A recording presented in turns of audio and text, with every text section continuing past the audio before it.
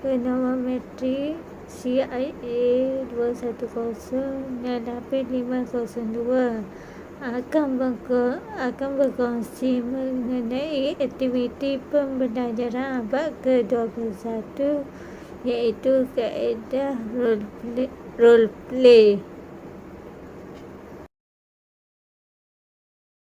Terlebih dahulu, kita perlu tahu apa itu pembelajaran abad ke-21. Pembelajaran abad ke-21 iaitu proses pembelajaran yang berpusatkan murid berteraskan elemen komunikasi, kolaboratif, pemikiran kritis, kreativiti serta aplikasi nilai murni dan etika.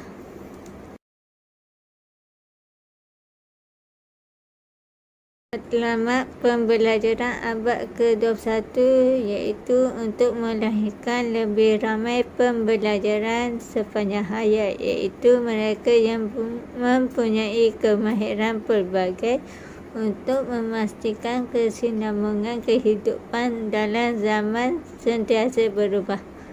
Yang kedua, untuk membantu murid-murid dapat menghadapi pembelajaran yang lebih berkesan.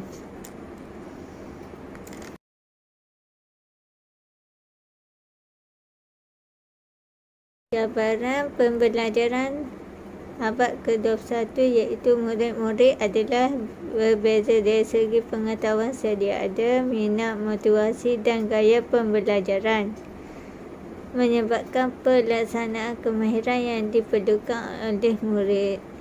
Yang kedua, guru juga perlu mengubah kaedah tradisional kepada pengajaran berpusatkan pelajar yang memfokuskan kepada kemahiran berfikir serta pembelajaran kendiri berasaskan teknologi maklumat dan komunikasi.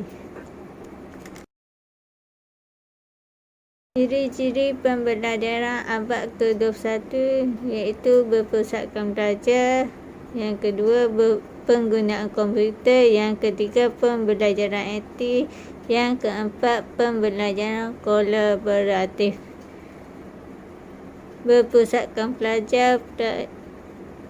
Pelajar memainkan peranan penting dan guru sebagai pembimbing bagi meletakkan minat pelajar sebagai keutamaan. Yang kedua, penggunaan komputer iaitu alat penting untuk kelas dan sangat membantu dalam pembelajaran dan pengajaran.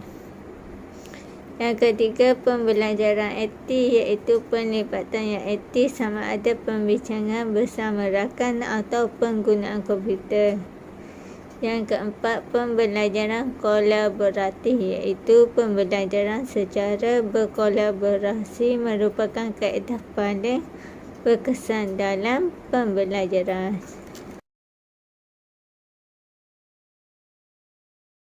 Yang dijalankan roleplay ialah murid diberi tanggungjawab untuk memegang peranan dan watak. Yang kedua, murid perlu masa untuk membuat persediaan. Yang ketiga, murid membuat persembahan dengan memainkan watak.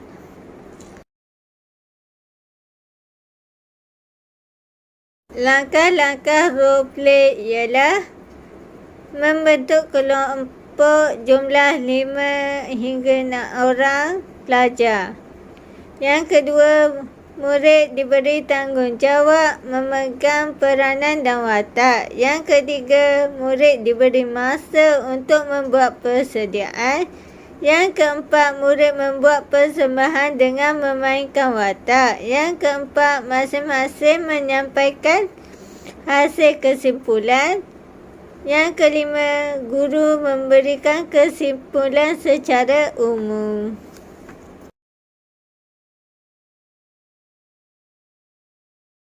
Kebaikan roleplay iaitu satu teknik pembelajaran yang menarik dan menyeronokkan. Yang kedua, dapat mempertingkatkan kemahiran pertuturan mereka. Yang ketiga, dapat mengasah bakat lakonan mereka. Yang keempat, dapat menerapkan nilai-nilai murni yang melalui watak yang dibawa. Yang kelima, banyak situasi di luar bilik darjah dapat ditunjukkan di dalam bilik darjah.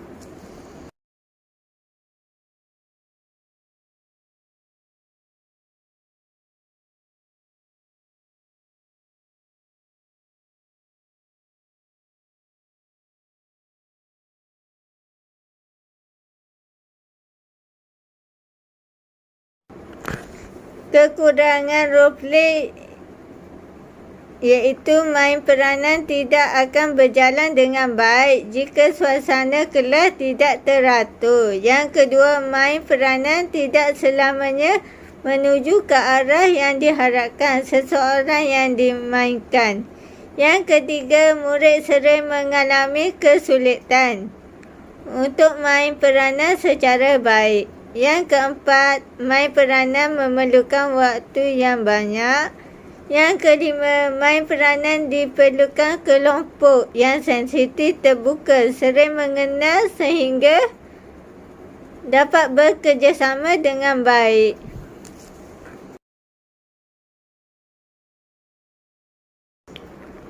Kesimpulan pembelajaran abad ke-21 iaitu setiap individu yang bergelar pendidik perlu mempunyai kompetensi profesional yang tinggi agar mampu melaksanakan pedagogi yang berimpak dan bermakna kepada pembelajaran pelajar. Amalan pengajaran dan pembelajaran abad ke-21 mempunyai pengaruh yang positif terhadap kualiti guru dalam menyampaikan pengajaran dan mendidik pelajar dengan baik.